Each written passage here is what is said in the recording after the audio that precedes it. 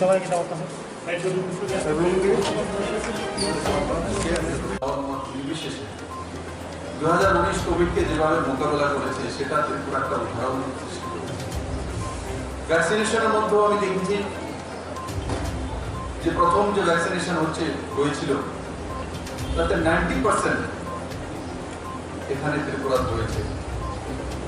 এবার 45 সেটাও প্রায় 45% হয়ে গেছে। মাননীয় প্রধানমন্ত্রী যে ঘোষণা করেছেন যে 1 মে থেকে 18 বছরের ঊর্ধ্বে যারা রয়েছেন তাদেরও টিকাকরণের ব্যবস্থা, কিন্তু সেই ব্যবস্থা রাজ্য সরকারের তরফ থেকে যা যা করার আর্থিকভাবে সেই ব্যবস্থা রাজ্য সরকার করেছে, কিন্তু প্রায়োরিটিতে যে 10টি রাজ্য বিশেষ করে মহারাষ্ট্র প্রথম সারিতে রয়েছে স্বাভাবিকভাবে ভ্যাকসিন তাদেরকে মুহৈয়া করাবে প্রথম, তারপর ধীরে ধীরে বাকি সব রাজ্য।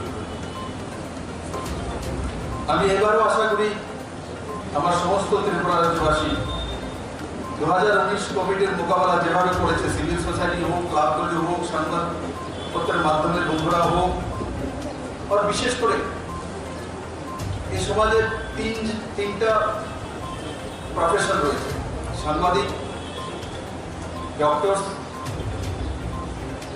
वकील, आईनजीवी और प्रोफेसर, टीचर्स।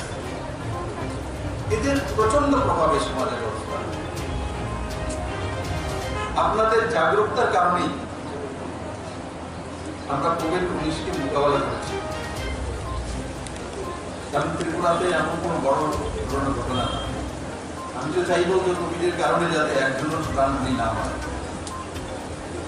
আমি আশা করি আমাদের বাজারগুলো যেখানে একটু ভিড়ভাট্টা হয় সব জায়গাতে আমরা যেখানেই কথাবার্তা বলবো, আমাদের ইনস্টিটিউশনে হোক, হসপিটালসে হোক, আমাদের সংবাদপত্রের মাধ্যমে যে সংস্থানগুলি হোক, যেখানেই বলবো সাবধানতার সঙ্গে বলবো, সোশ্যাল ডিস্টেন্সিং মেনটেন করবো।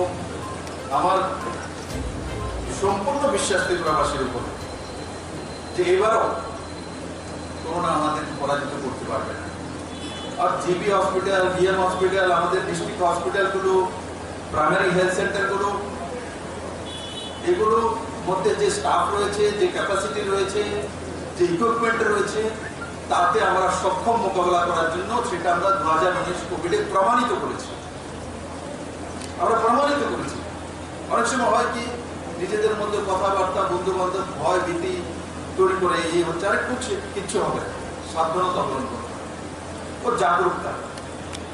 আর আরেকটা জিনিস বলবো, মাননীয় প্রধানমন্ত্রী ওদের ঘোষণা করেছেন মে জুন 2 মাসের জন্য যারা বিপিএল অন্তদের পরিবারে রয়েছেন তাদের রেশনিং, ফ্রি রেশনিং এর ব্যবস্থা। আমি আবারও বলবো, ফ্রি রেশনিং এর ব্যবস্থা ত্রিপুরাতে হবে, রাজ্য সরকার সব সহযোগিতা করবে। কিন্তু আমার বাড়ির কাছে কোনো গরিব মানুষ যদি ওনারে থাকে, আমি সবচেয়ে আগে জানবো আমার বাড়িতে কোনো একটা মহিলা কাজ করে 2 দিন যাবত আসতে পারছে না কোভিডের কারণে, কেন আসছে না, তার বাড়িতে চাউল আছে কিনা, ডাল আছে কিনা, সেটা জিজ্ঞাসা করা আমার নৈতিক কর্তব্য। আপনারা আগেও করেছেন, আমি যখনই বলেছি আপনারা করেছেন, এবারও আপনারা সেটা করবেন, যাতে ত্রিপুরাতে কোনো ভাই বোন, সে গরিব হোক আর আমির হোক, যাতে কোনো মতেই অনারে কারণ মৃত্যু না হয়, সেই দিকে আমরা প্রথমবারের মতো এবার আরো বেশি নজর দেব। সরকারিভাবে সব ব্যবস্থা আমরা করছি, আপনাদের সহযোগিতা পাচ্ছি। আর আজকে এই হসপিটালে যেখানে আমি দাঁড়িয়ে আছি, যে সেন্ট্রালাইজড যে রেজিস্ট্রেশন, ই রেজিস্ট্রেশন, এই প্রথমবার হচ্ছে।